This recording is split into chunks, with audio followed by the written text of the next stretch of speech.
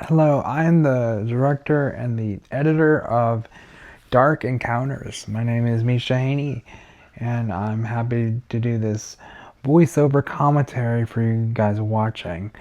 This is one of my first short films I made when I was in high school, and this was a collaborative project between me and a friend of mine named Cameron. Um, this was more so his idea, and he came to me with the project, and we both worked on this together. This also stars our good friends Chris Barnes and Beth. They were also involved in this project. This project was a long journey to get to where it is today. The original project for this was named Cavity, but then over the years people really didn't get the title, and honestly I never really understood the title for this movie either at the time. This shot here of the moon was actually shot in my backyard and I put like a red color filter over it and made it look very orange and very cool and gothic like. I take a lot of my creative decisions on how shots look from Tim Burton. I'm a big fan of Tim Burton and his films, so you're gonna see a lot of things that look very dark and gothic, and I take a lot of that from him. This is all slowed down, so I have enough time to kind of talk about the movie in full while it's playing. This is a long transition here, so it's not actually going to be this long when you're watching the movie. So this was the starting shot of the movie where Chris and Beth get out of the car. Again, this was recorded such a long time ago, guys, that I don't remember every little detail. Like I said, I filmed a lot of this back in high school.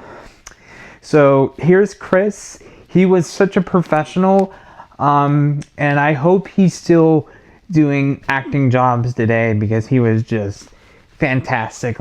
We were putting him through his paces while we were doing this scene, and he just handled it like a complete champ. Here's Beth coming out of the car here, and again, she was just such a joy to work with, one of the nicest people. And actually for this movie, Beth's parents allowed us to use their house as the location for this film, which I really have to give them props for. I mean, we were just all in high school. They didn't even know me yet, practically. At the time, this was more so Cameron's project, and I'll go into more into that later. But yeah, her parents didn't even know me, and they agreed for us to film and use their house while they went on vacation or something. And yeah, we just had full reign of their entire house. Just allowed a bunch of high schoolers to just take over their home. And of course, we were very professional, very respectful. We didn't damage anything, and even after we filmed, we cleaned everything up, so it all worked out just fine. I just had to give them a ton of props for allowing us to do that because I don't know many parents that would put that much trust and faith into a bunch of high schoolers. So it was definitely a very blessed opportunity for me. So this is kind of the beginning of the movie where I don't know if this was implied for sure, if Beth's character is a prostitute. That was never fully explained to me. I guess it's implied. Her name is Miss Johnston, as I can remember. Chris's character really doesn't have a name. He's just this very dark mysterious guy. And there's actually a cool story here with this shot filming him in the bathroom. I'll go into more into that later. But yeah, a lot of this was orchestrated by Cameron. Again, like, this was more so his project. I was at first kind of like the DP and the editor involved, and then things kind of changed over time, and I took more on kind of like the directing person behind the scenes, and then we decided to change our titles at the end of the movie. But yeah, so this shot here is what I was referring to before. I take a lot of my style from, like, I guess, kind of like what Tim Burton does. I like to use, like, very punchy, contrasty shots, and I like a lot of color, and I like a lot of black and white. So I was kind of like playing around with those two things, and I wanted this to have this very vibrant, contrasty look to it. And that's kind of why you see these two different styles. You can see there's kind of some grain on the black and white too. That's just all digital. That was just all like added in post, like kind of like after the movie. And that's why I've always loved post-production, is that you just have so much control over like what you're doing, and you can make things look a certain way.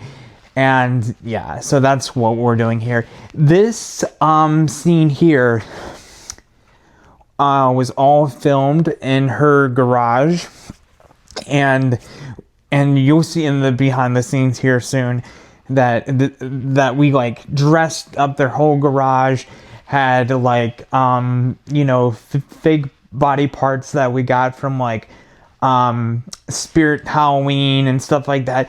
I don't even know if Spirit Halloween was as big it is now.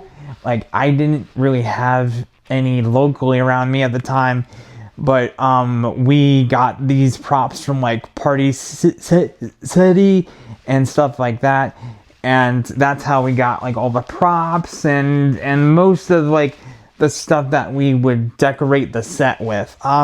This scene here is kind of the climax of the movie.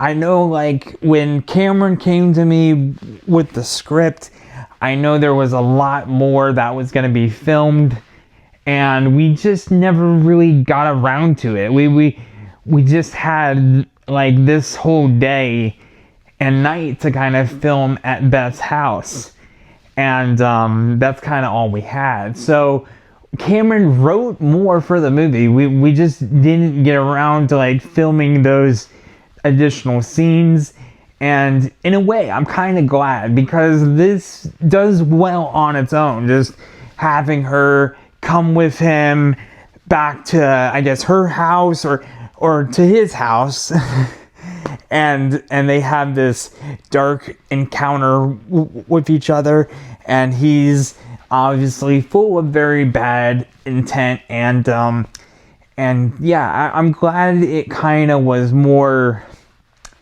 like just a smaller project rather than something a lot larger. And yeah, I don't remember at the time if Cameron wanted this to be in black and white. I can't remember if he did or not. Like I said, this project kind of got like abandoned, and I just had it on my hard drive for like a ridiculously long time. This is a fully 4K remastered cut, so I really didn't have any of the original files, so I just kind of had to take this final cut that I had before and kind of just upscale it to 4K, obviously, and then kind of do whatever I could with the titles and some of the scenes. Like for this scene here, I added some sound effects of him like pouring the wine and sound effects of him, you know, using his utensils on the plate while he's cutting up his steak, which is technically supposed to be like her. So a lot of this was very like nuanced and kind of vague, but that's how we wanted this to be. We didn't want to just explain to people exactly what was going on here. So I want to talk about this makeup. This was entirely done by me, and this was also, I think Erin helped on this. I'm going to mention her in the behind the scenes here coming up. But this was all done by me. And I learned special effects makeup through a lot of tutorials I watched online, and there was like this gouged eye prosthetic that we got from the Halloween shop when we went out to go get all the props, and we were like, that would be so cool if we can show like her, just have her eyes gouged out for like the final scene. And even here you can kind of tell she's still kind of conscious, and we told her during the scene to like barely like move her mouth, so it seems like she's still there kind of, but you don't know for sure.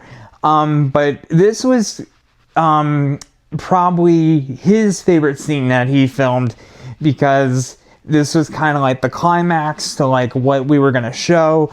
Again, we were going to film a lot more. We just didn't have time, and this project kind of got pushed to the wayside. But he did such a great job playing this character. I always thought like if he ever did a project again, I would love to work with him. I haven't spoken to him for a very long time, so I just hope he's doing well. This is the final like climactic shot there where he's with her at the table, and then this is kind of like a flashback scene where you kind of see what's gonna happen to her. I think we filmed a lot more. Like there's a table behind her with a bunch of body parts. I know you can't see that very well, and we wanted it to be very dark, so we had a strobe light in there. We had a fog machine in there. I think you can see some of the fog here in this shot. You can see some of the fog behind him here as he comes and he sits down here. But yeah, we were like pulling out like all the stops for this scene. Like we had fake body parts like hanging from the ceiling. We had stuff like on the walls. We had that table behind her, and we even shot some scenes where she's laying down on the table, but I think that got a bit much, so I cut it out. But here's the final shot. She does such a great job where she's like just screaming and just fantastic. And then here I had to go back and kind of redo a lot of the ending titles just to make them look better. And of course they're in like 4K, so I had to do a lot of that. This red effect you see kind of rising up behind the titles was a stock image file I found online, and I slowed it down and gave it that like red flare to it. The titles kind of just came to me naturally. I mean, like the text design and the font. I always never really know how things are gonna look until I'm like in post-production and I'm like tinkering around with stuff, because that's honestly how I do a lot of this. A lot of this wasn't very planned out, but yeah, I need to address this. For my stuff I did, all the stuff you see on screen under my name, that was quite literally everything I was doing on this project, so I was doing just a ton. And I think that was the case for most people on this production. We had people just doing multiple jobs because we had a pretty small crew. I mean, it's not like it was massive, but we had about maybe 10 to 15 people, or not 15, maybe more like maybe 8 to 10 people that were doing like multiple different jobs. Like you can tell, like my old friend here, Mike Stedman, he was the key grip, technical supervisor, the gaffing supervisors, and set decorator at the time. My other friend, Chris Brown, here, he did help me with the first draft of this movie, and he did some kind of like some very light recommendations for me, and he did a bunch of test screening for me after I got the first draft of this cut years ago. So that's why he's also involved in this project. He had to go home early before we started shooting. And there's Cameron's younger brother, Chase. He did a lot of like technical stuff behind the scenes. He helped with the fog machine. And so here's Erin here. You're going to see her in more of the behind the scenes stuff. But she did like helped with the special effects. She did Beth's hair. And she did the Steadicam as well. She just did a ton of stuff, and that's kind of like what I mean, is that people were like performing multiple different jobs, and that's kind of how it goes for like smaller productions. Not like for every project, but for smaller ones, yeah, you're typically gonna have people doing multiple different jobs kind of at once to cover like all the bases. So but yeah, this was just a really interesting experience. I mean, this was like one of my big semi-professional crews that I had together to make this. And like I said, this was more so Cameron's idea because he wrote the script. Things did change down the road, but that's kind of the nature of this business. Things change. And yeah, so I really have to give props to Beth's parents for allowing us to film. Like that was just so incredible that they allowed a bunch of high schoolers to just use their home and film a film there. So that was cool. I do want to mention this at the very end. This is Cameron's father. He did pass away shortly after this movie was complete. He passed away from cancer, and it's terribly sad. Cameron's dad was very much involved in this project, and I just wanted to put that in there because he was a huge part of making this movie too. He was helping us get like all the props and stuff. So here's more of like the behind the scenes making of the movie. So a lot of the files that I had showed a lot more of the behind the scenes. I accidentally lost a lot of these files because it's been so long. There's Cameron right there. He was talking to me. And there's me. I'm a lot younger. Back in high school. So this is the behind the scenes where I'm showing off Beth's house. There's Cameron, and he's just doing his thing. He's getting things prepared with me and Michael, and we're getting the cast prepared. We have our lights, and we're getting things all prepared for when we were going to start to film that night. I think we filmed the entire night. I can't remember. Like we were out there for a long time. There's Michael right there, and he and I no longer work together, but he and I used to be like business partners back then. There's Beth, and there's Lawrence. He helped with like trying to cook the steak for the final shot, and there's Erin, and so she did such a great job as well. There was just a lot of people involved in this, and it was just such a great project. I always come back to this project because it was like, again, one of my first real big projects that I was doing at such a young age. Parts of these clips I did have to mute for privacy, like what you're seeing here. Lawrence is talking to me about some stuff, and it was just kind of private. So there are certain parts of the behind the scenes I kind of had to just mute out just for like privacy's sake. Obviously, Aaron was doing Beth's hair, and there's Chris. We were all kind of gathering together to start filming these different shots. And there's Chase. There's Cameron's younger brother.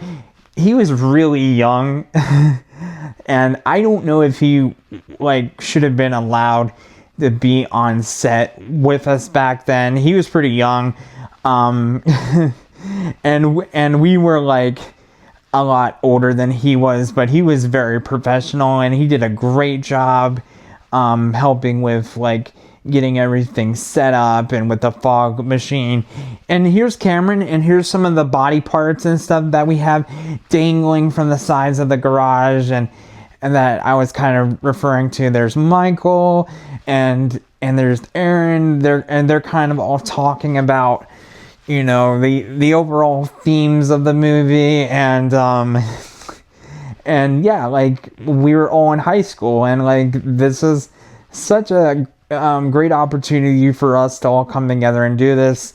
Like I said, it was amazing that Beth's mom and dad allowed us to like decorate their home with a bunch of like fake body parts in their garage, and here's me talking to Michael some more, and yeah, like it was just such a time in my life. So and I've always been a fan of like black and white movies, and I actually grew up watching old silent films, so that's why I also have this like in black and white, but I have that interesting like red tone to it to give it some flair. So it just wasn't all black and white. There was still like some color there for people to see.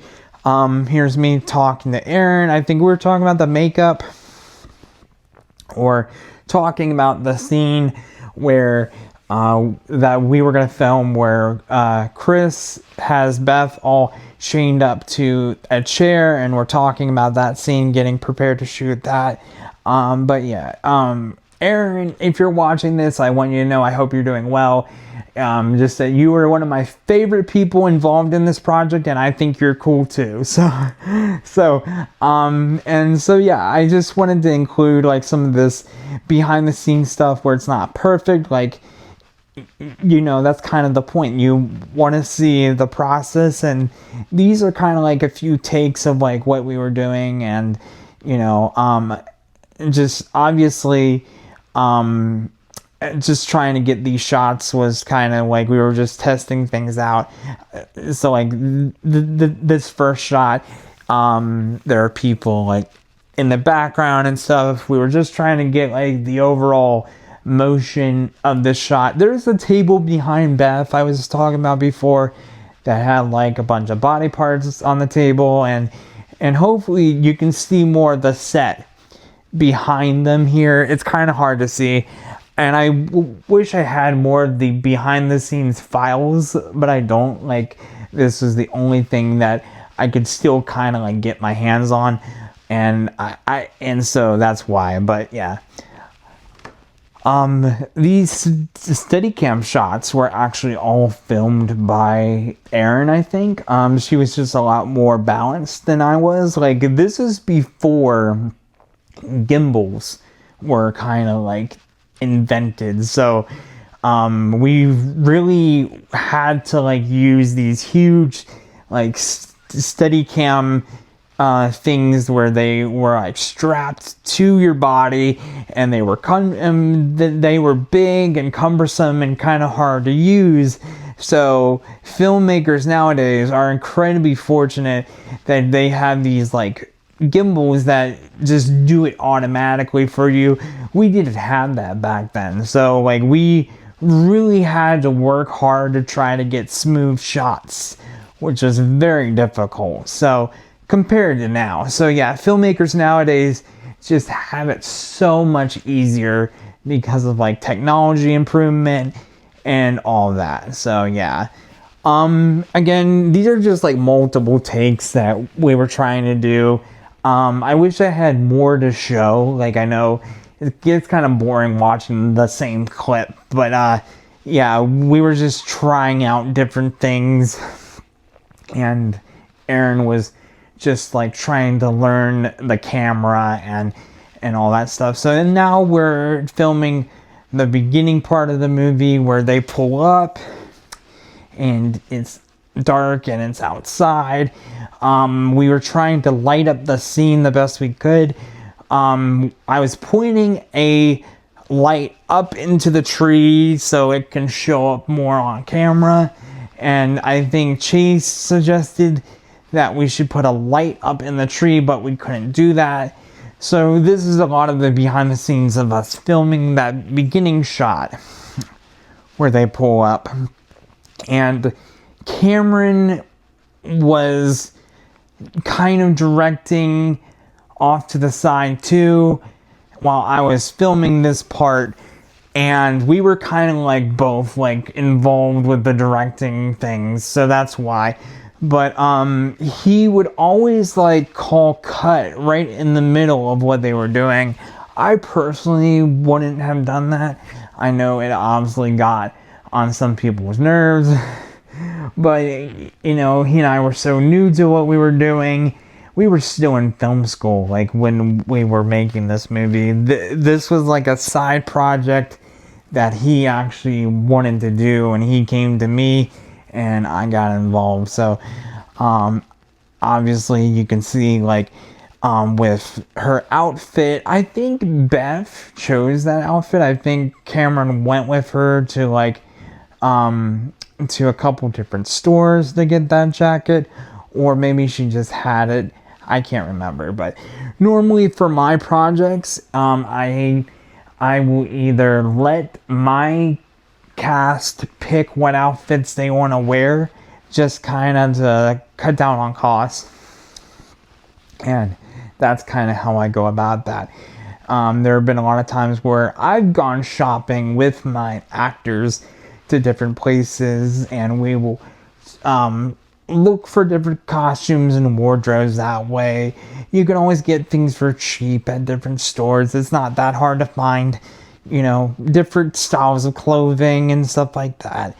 For the makeup, that was all through like different Halloween stores and stuff online. I think Erin was using some of her personal stuff too. There's Erin right there. She was coming over to like show me how to walk with the Cinecam, and we were using this Universal Studios clapboard I had. We don't work for Universal, guys, I'm sorry. So but yeah, we were just using that to sync the audio together and stuff. So we were like pretending we were so professional by using a Universal Studios branded clapboard, but yeah, we don't. So, and this is what I was kind of talking about. You see Chris is walking around the car, and then Cameron would call cut. See, like he would call cut right there, and he would have me move the camera, and you can see it's kind of getting on his nerves right here, and I understood how he felt, and we had to like move all the lights and yeah, like we had a lot out there, guys. Like we were kind of like, I don't want to say we were being disruptive, but there was a part when we were filming this, and one of the neighbors got kind of mad because like we were filming a bunch of stuff and we had a bunch of lights like all over the yard, and so he came and talked to Cameron. He was kind of, you know, upset. No one got in trouble, and like everything was fine, but yeah, we had a ton of gear out there. We had extension cords just running all over the front lawn. I mean, doing this was just wild because you can see there's lights bouncing off of him, and we had lights like on the car, inside the car. We had lights in the trees.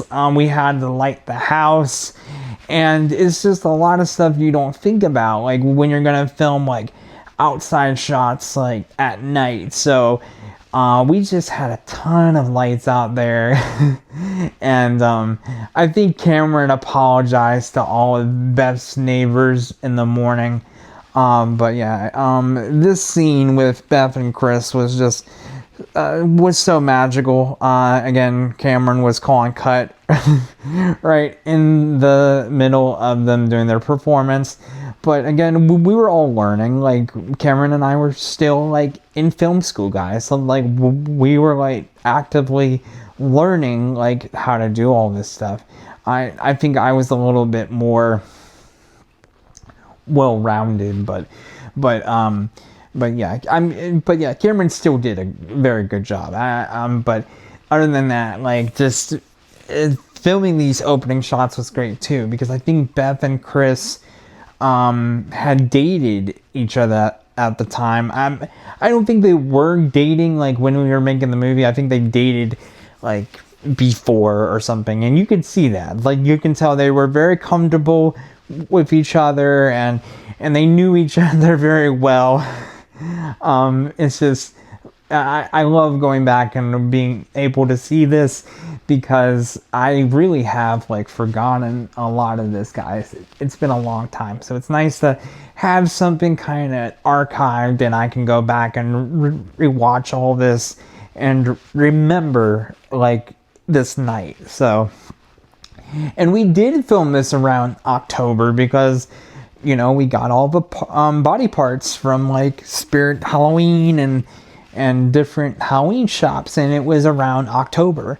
I don't know like what time exactly in October, but it was definitely like around the Halloween time. So yeah, so here, like, we were struggling to follow Beth and Chris as they're walking with the lights.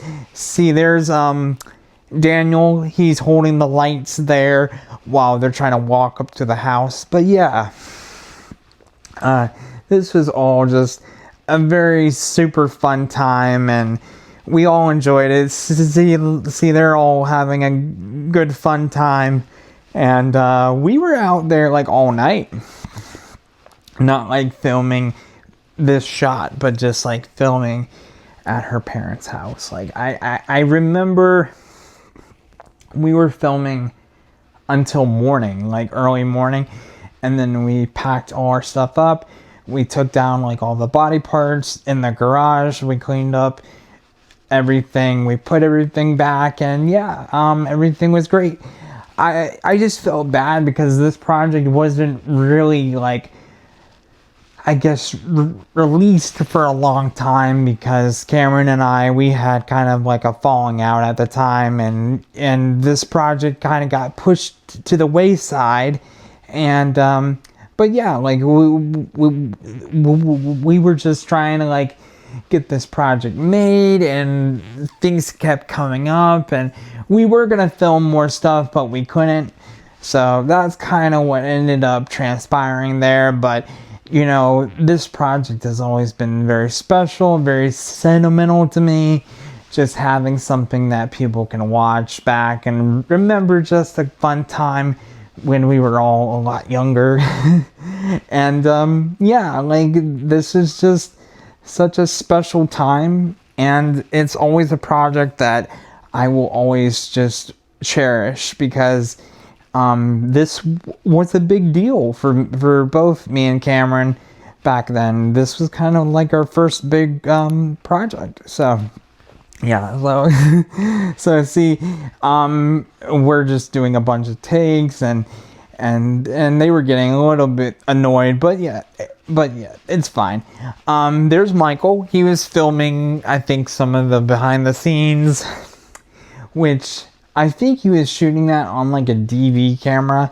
I think it was like a tape-based camera back then. So that's why I don't have some of the shots too, guys. Some of this was so long ago that we were recording this on tape. So not fully digital quite yet. Like, digital cameras were just starting to come out, so we could not have shot this on iPhones yet. iPhone cameras were not very good back then, so this was all before all that. But this is just Michael and Aaron joking around here. And yeah, we just all had a fun time on set. We were all enjoying doing this project together. I think everyone was kind of involved in film at the time. I know Beth was big into film. She also went to film school. Chris was interested in film. I think he went to the same film school Beth did. Aaron was interested in film. There's me. Obviously, I'm pretty stressed out. This was a huge project for me.